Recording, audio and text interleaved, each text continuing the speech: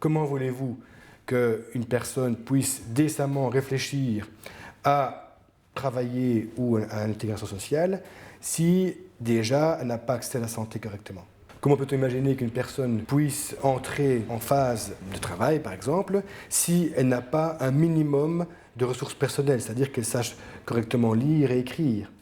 Nous sommes ici comme un représentant de la Fédération syndicale européenne des services publics, qui est une des fédérations affiliées à la Confédération européenne des syndicats. Nous avons 8 millions de membres en 30 pays en Europe. On est aussi tout à fait d'accord qu'il faut chercher des autres moyens de mesurer la croissance, mais pour nous, la soutenabilité, le bien-être des gens, les soins de santé, l'éducation, ce sont des mesures qu'il faut tenir en compte. Et c'est certainement les universités, les écoles, les crèches, les hôpitaux, enfin les services de pompiers, etc., où il faut investir et pas dans les grandes banques qui ont été sauvées pour revenir en main privée de mêmes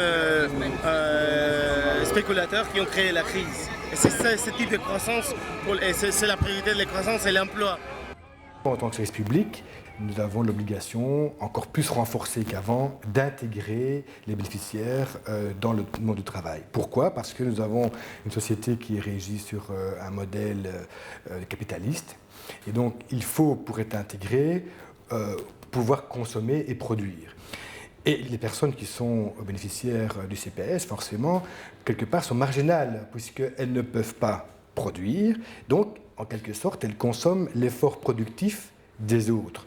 Bon, c'est une vision un petit peu forcée du trait, mais qui explique bien la volonté d'intégration des bénéficiaires du CPS vers un travail.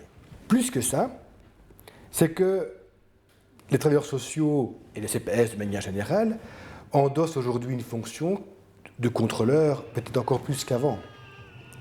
Donc, ne pas travailler ou être exclu, c'est quelque part criminaliser la personne. C'est de dire, ben, vous êtes coupable, et je mets des guillemets dans les mots, vous êtes coupable de ne pas travailler.